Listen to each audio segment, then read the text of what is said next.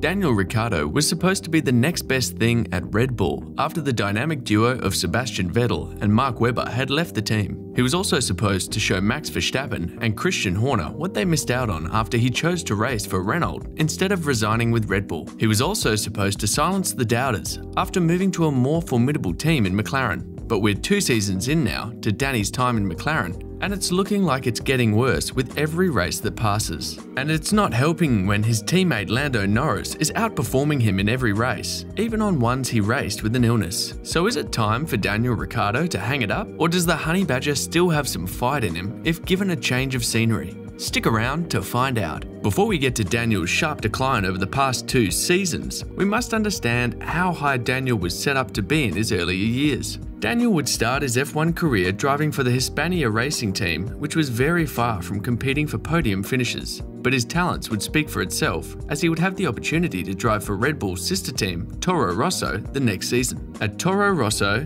though the team wasn't a world beater, it was a step up from what Daniel had been driving at HRT. Daniel would score a handful of points for the team and put in some impressive performances that would catch the eyes of Red Bull team principal Christian Horner and Red Bull's head of driver development, Helmut Marko. At the time, Red Bull was on top of the F1 pecking order with a 3-year dominance over the competition with their dynamic duo driver of Sebastian Vettel and Mark Webber. Understandably, Red Bull would not pull the trigger and have a relatively new driver to drive for them who were competing to win and not to just score points, and so Daniel would spend another year at Toro Rosso in 2013. But with the upcoming regulation change at the time and Mark Webber announcing his retirement, Red Bull would call on the Australian Sensation Services to fill in the empty seat in their team.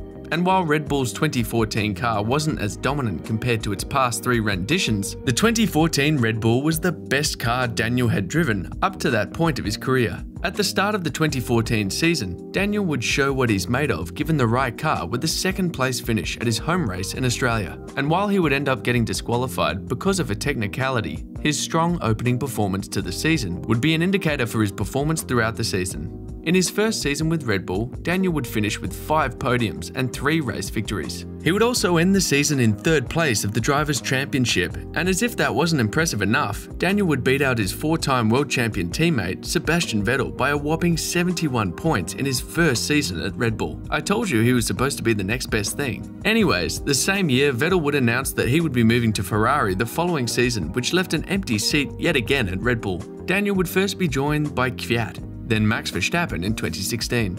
Although Verstappen would show glimpses of what he could be and what he is now, Daniel would still show that he was worth a seat at Red Bull. But come the 2018 season, Daniel would announce that he would not re-sign with the team and instead drive for Renault, which was a head-scratching move to most fans at the time, seeing the move as a downgrade from Red Bull. Many would speculate that his decision was motivated by preferential treatment by Red Bull towards Max over Daniel. Whether true or not, we'll never know. But at Renault, Daniel was undoubtedly the #1 driver with all the tools at his disposal, except a competitive car, of course. And while he would perform better than his teammate Nico Hülkenberg, he would end the season without ever having a podium finish and even struggled to get into the points on multiple occasions. In 2020, Renault would give Daniel a better package to work with, and the Honey Badger would capitalize on it by scoring 2 podiums and an overall better season compared to the previous year. But the Honey Badger would again make a move to McLaren, who had made great strides as a team during his time at Renault. Daniel's move to McLaren was seen as a rejuvenation to his career now that he's back with a team that can fight for podium finishes and possibly championships. But yet again, expectations weren't met, as Daniel would thoroughly be beaten by his younger teammate Lando Norris throughout the 2021 season. And even with a win in Monza, the number of poor performances from Daniel would outweigh the single positive moment for him that season. Since leaving Red Bull in 2018, Daniel has only had 3 podium finishes and 1 win, a tally that he had surpassed in his single seasons during his time at Red Bull. He's also only scored 288 points in total over the past 3 seasons. And now we're in the 2022 season, where Daniel has only finished in the points only over the past 7 races. To make matters worse, he has been consistently outperformed yet again by Lando Norris, who has not only been consistently in the points, but at times fighting for top 5 finishes. Daniel is still contracted to race for the team till the 2023 season, but McLaren's CEO Zak Brown has made it public that Daniel's performance with the team has been a letdown, saying, "I spoke with Daniel about it. We're not getting the results that we both hoped for, but we're both going to continue to push. I don't want to get into the contract, but there are mechanisms in which we're committed to each other and mechanisms in which we're not. But Zach would also admit that Daniel has improved compared to last year, saying his race days have been very strong, much better in qualifying. Listening to him earlier this week with the team, I think he still doesn't feel he's 10 out of 10 on top of the car. But he has got a great relationship with Lando. He knows the team well.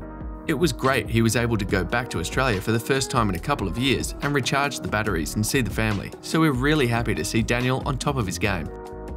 Zach would also address the big elephant in the room, which is Daniel's future with the team, saying, probably later this year, we have another year together. We do like to think long out, hence doing some testing with Pato.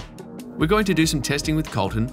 We've got Hugo in Formula 4, who put it on pole at his first race, so I don't think you can ever plan too early, but there's no rush. Daniel would not play deaf as well to these criticisms by Zach, saying in an interview this past weekend at Monaco, saying it's not false, it's pretty true. Firstly, comments, I don't take them personal. My skin is tanned, beautiful and also thick. No one's going to be harder on me than myself. I don't want to be racing around in 10th or 12th places. It's been a little more certainty testing at times in terms of trying to get up and maximize myself in this car. But we're working together hard at it. The team wants it, I want it, and we are just working through it. And while Daniel would not give the specifics to the problem, he would say the team has finally singled out the car's problem, which they believe has been the cause for Daniel's struggles these past few races. In Daniel's words, we basically found an issue on the car. There is still more that I would like to be getting out of it, which sometimes I can see and then sometimes it's less clear. There's been some races at times where it's been good, but still, honestly, I'm still working on it. I'd love to say that I'm going to be a half a second quicker and awesome every race from now, and I'm working to get that, but yeah, it's still a bit of a process. While Daniel said that public criticisms from his boss don't affect him, F1 legend Jenson Button believes that this is taking a toll on Daniel's mind, saying everyone with the team should be protecting these drivers. Formula 1 is a real mental game. They all have immense skill, but you don't perform if your head is not in the right place. I was surprised Zach came out and said he was not meeting expectations. We all know that, but when your team principal comes out and says that, it definitely hurts. From Daniel's response, it hurt. I'm hoping that they have talked since the race and they can just focus on really getting the best out of Daniel and the team around him for the rest of the year. Then we'll see where he ends up in the future. Daniel is still only 32 years old, with the likes of Fernando Alonso, Sebastian Vettel and Lewis Hamilton, who are much older than him, still being competitive is a good sign for Daniel to keep pushing on. But F1 is also a business, and F1 teams are not willing to pay a driver to consistently finish outside the points when your teammate is fighting for top 5 or even podium finishes at times. The way I see it, Daniel has to give it his all these remaining races to keep his F1 career alive. But what do you think? Is it time for Daniel to hang it up, or does he still have time to turn things around? Let us know in the comment section below, and don't forget to like and subscribe to the channel.